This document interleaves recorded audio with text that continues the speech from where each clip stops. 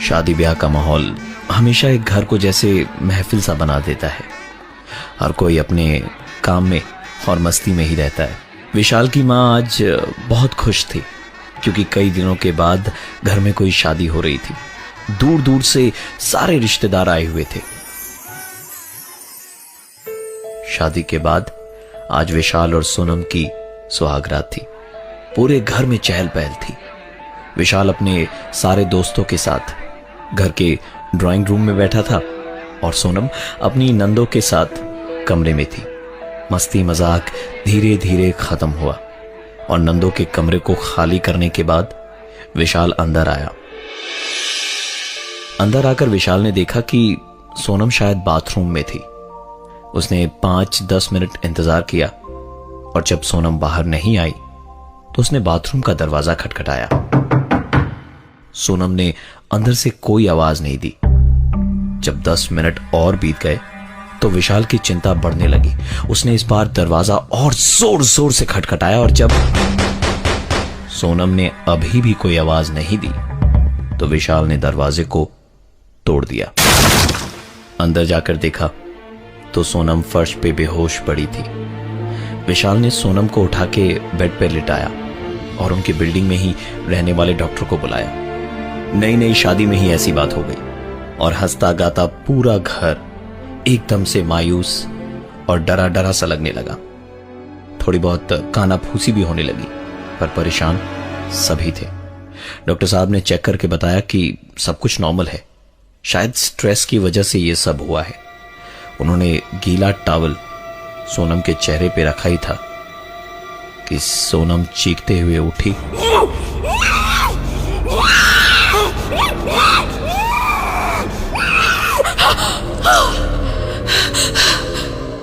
और फिर बेहोश हो गई। डॉक्टर ने तुरंत उसे नींद का इंजेक्शन दे दिया। सब लोग कमरे के बाहर बैठे अंदर हुए हादसे को लेकर बात कर ही रहे थे कि कमरे के अंदर से चीजों के टूटने फूटने की आवाजें आने लगी।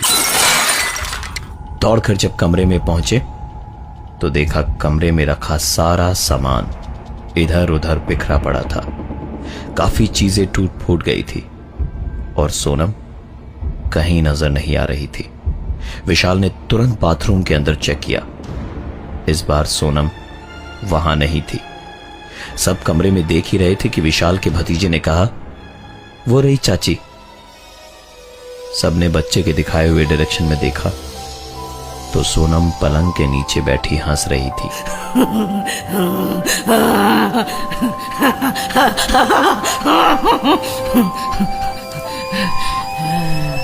विशाल ने झुककर उससे पूछा, तुम यहां क्या कर रही हो और ये सब क्या किया तुमने?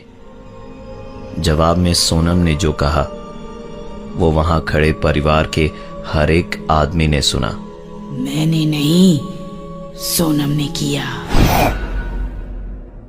घर वाले इस बात को सुनकर सोच में पड़े ही थे कि सोनम फिर से बेहोश हो गई। शायद नींद की दवा अपना काम कर गई थी।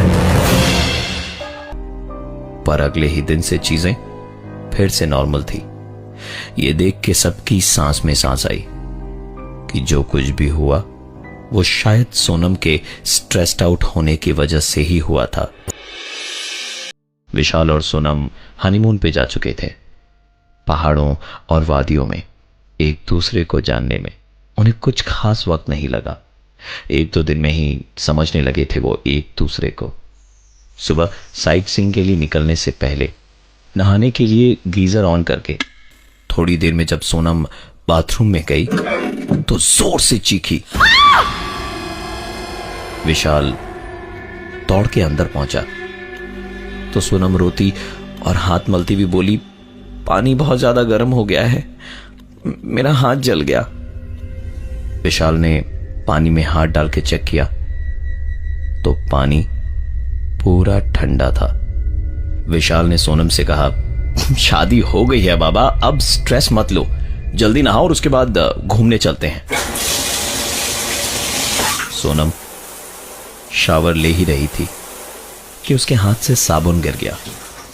आंख में साबुन चला गया था तो आंख खोल नहीं पा रही थी और ऐसे ही आंखें बंद किए ही साबुन नीचे ढूंढने लगी कि ऐसा लगा जैसे किसी ने उसका हाथ पकड़ के साबुन थमा दिया हो। सोनम ने नहाना भूल के तुरंत आंखें धोकर बाथरूम में इधर उधर देखा, जहां उसके अलावा और कोई नहीं था। सोनम ने तुरंत नहाना खत्म किया और देखा कि टॉवल लाना तो वो भूल ही गई। तो बाथरूम से एक हाथ बाहर निकाला और विशाल को आवाज लगाई कि टॉवल दे देना। विशाल जितनी देर में टॉवल उसे दे पाता उतनी ही देर में उसे सुनाई दिया, क्या कर रहे हो, छोड़ो ना, अरे बाहर तो आने दो।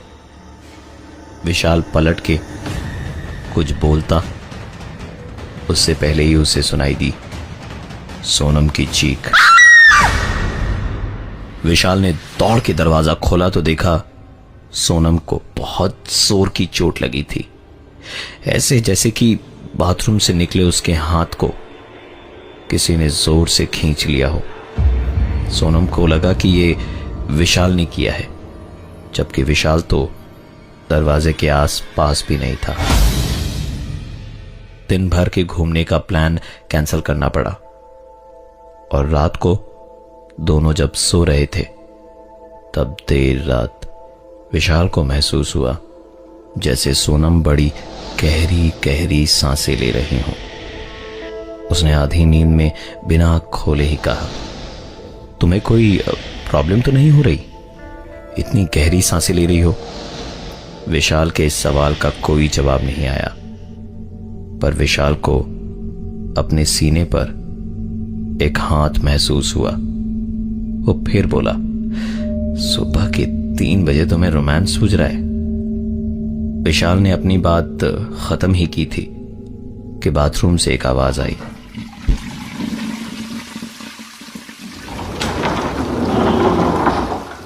और सोनम ने पूछा, इतनी रात को किससे बातें कर रहे हो? यह सुनते ही विशाल की नींद टूट गई और उसने देखा सोनम बेड पे थी ही नहीं, वो तो बाथरूम से अभी अभी निकली थी। तो फिर वो सांसें और वो हाथ किसका था? लेकिन तभी सोनम बाथरूम से बाहर आई। सोनम को बाथरूम से बाहर आता देख विशाल को मानो सांप सूंघ गया था। किसी तरह आज की रात कटी और फिर सुबह दोनों शॉपिंग पे निकले। तो घूमते घूमते सोनम को किसी दुकान पे एक शॉल पसंद आया। विशाल उसके लिए वो शॉल तुरंत खरीद लाया। तो शॉल हाथ में लेके सोनम ने गुस्से से उसकी ओर देख के कहा, मुझे भी ये चाहिए। विशाल को लगा कि सोनम मजाक कर रही है, इसलिए उसने भी वैसे ही बोला, नहीं दे सकता, तुम्हारे लिए एक ही बहुत है। तो सोनम फिर से चीख के गुस्से में बोली, बिना शुद्ध सोनम कह देवे, सोनम कह देवे। विशाल ने रास्ते पर कोई सीन क्रिएट नहीं किया और तुरंत जाकर दूसरी शॉल ले आया। और होटल पहुंचते ही सोनम ने विशाल से जो कहा, उसके बाद विशाल कुछ बोल ही नहीं पाया। वाह मिस्टर विशाल, फिजूल खर्ची तो कोई आपसे सीखे, एक ही जैसी 2-2 शॉल खरीद ली आपने। विशाल को काटो तो खून नहीं। उसने टाइम बर्बाद ना करते हुए अगले ही दिन की टिकट्स बुक कर ली वापस गुवाहाटी जाने के लिए। फ्लाइट दिल्ली से थी वाया कोलकाता और फिर गुवाहाटी। शिमला से दिल्ली वो बस की जर्नी करके पहुंचे। बस अड्डे पर सोनम को वेइंग मशीन दिखी तो उसने कॉइन डाल के अपना वेट चेक किया। वेट आया 135 किलो, जबकि सोनम का वेट 65 से ज्यादा हो ही नहीं सकता था। उसने दोबारा वेट लिया तो फिर वही 135 किलो। तीसरी बार भी वही आया। इस बार विशाल बोला, मैडम तुम्हारा वजन तो 65 है, बाकी का 70 शायद तुम्हारे स्ट्रेस का है। और वैसे भी बस अड्डे पे आज तक किसी का वेट सही निकला है जो तुम्हारा आएगा। दोनों ने दिल्ली एयरपोर्ट से गुवाहाटी की फ्लाइट पकड़ी जो कोलकाता में कुछ देर के लिए रुकी। सोनम ने पूछा, ये हम कहाँ हैं? विशाल ने खिड़की से बाहर देखते देखते ही कहा, कोलकाता। सोनम को ये सुन के पता नहीं क्या हुआ, और जिसको बंगाली का एक अक्षर नहीं आता था, उस सोनम ने बंगाली में कहा, कालीबाड़ी जाबो। विशाल को सोनम की बात समझ में नहीं आई। उसने उससे पूछा, क्या? तो सोनम बोली, শুনছিস না, कालीबाड़ी जाबो। पीछे से किसी पैसेंजर ने कहा कि ये कालीबाड़ी जाने की जिद कर रही हैं, जो टॉलीगंज में है। विशाल अब तक के इन इतने सारे हादसों से परेशान तो था ही, अब उसने गुस्से से अपने दांत भींचते हुए कहा, बंद करो अपना ये खड़ी खड़ी का नाटक। फ्लाइट में अगर कोई सीन क्रिएट किया ना, तो उतरते के साथ ही तुम्हें डिवोर्स दे दूंगा, समझी? सोनम पूरी तरह झेप गई और बड़ी अजीब तरीके से उसने कहा, सॉरी, जाबो ना। वापस घर पहुंच के जब सारी बातें घर पे बता के विशाल अपने रूम की ओर जा रहा था, तो पीछे से सोनम की सास ने धीमे से कहा, दिक्कतें तो होगी ही, भूतनी से जो शादी कर ली है मेरे बेटे ने। उनके मुंह की बात खत्म भी नहीं हुई थी कि सोनम ने पलट के जोर से चीखते हुए कहा, ठीक बोलेছিস। सोनम चीखने के तुरंत बाद ही बेहोश हो गई। किसी तरह उसको रूम में ले जाकर विशाल ने बेड पर सुला दिया। सोनम बहुत देर तक सुकून से सोती रही, पर शाम को पूरे घर में ढूंढने पे भी सोनम कहीं नहीं दिखी। जब पूरे घर में और बिल्डिंग में छानबीन करने के बाद विशाल छत पे पहुंचा, तो छत के एक कोने में बैठी सोनम रोती हुई उसे दिखाई दी।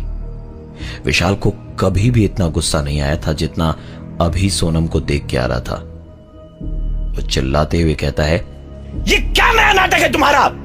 तुम्हारी वजह से सोना, खाना, जीना सब कुछ मेरा हराम हो गया है। चाहती क्या हो तुम मुझसे? सोनम ने कुछ नहीं कहा, लेकिन विशाल को आधी ताकत से ही एक धक्का गुस्से से मारा और विशाल बड़ी दूर जाकर गिरा। इस धक्के से वो समझ गया था कि ये सोनम तो नहीं है, क्योंकि सोनम के लिए इस तरह की चीज कर पाना शायद इम्पॉसिबल थी। उस दिन रात को विशाल नहाकर आईने के सामने खड़े होकर कंघी कर ही रहा था कि उसने आईने में ही अपने पीछे देखा कि बेड पर बैठी सोनम चली जा, ऊपर देखते देखते ये तुझे अपने आप से ही बात किए जा रही थी। चली जा, चली जा। विशाल ने जोर से सोनम को झकझोड़ा और चिल्लाया, क्या कर क्या रही हो तुम सोनम? पागल हो गई हो क्या? जीना दुश्वार कर दिया है तुम्हारी इन हरकतों ने मेरा।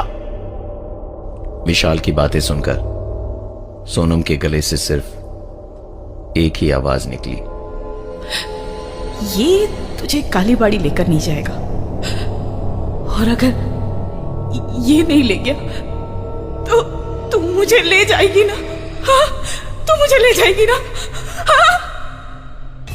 विशाल ने बिना टाइम वेस्ट किए अगले दिन सुबह कोलकाता की फ्लाइट के टिकट्स बुक करवाई और सोनम को लेकर पहुंचा कोलकाता के टॉलीगंज कालीबाड़ी में। वहां पहुंचते के साथ ही सोनम जोर से चीखने लगी। थोड़ी देर छटपटाई और उसके बाद वो बेहोश हो गई। बड़ी कोशिशों के बाद जब वो होश में आई तो उसके होठों पर एक ही सवाल था, हम तो शिमला में हनीमून मनाने गए थे, ये कहां आ गए? इस घटना के बाद सोनम और विशाल के साथ और कोई घटना नहीं घटी, लेकिन आज भी जब विशाल से इन पुरानी बातों के बारे में कोई पूछ लेता है तो सोनम का वो डरा हुआ लेकिन डरावना चेहरा उसके सामने घूम जाता है। इस जिंदगी में कई ऐसी घटनाएं घटती हैं जिसका जवाब हम में से किसी के पास नहीं होता, और ना ही इन सवालों का जवाब साइंस के पास होता है।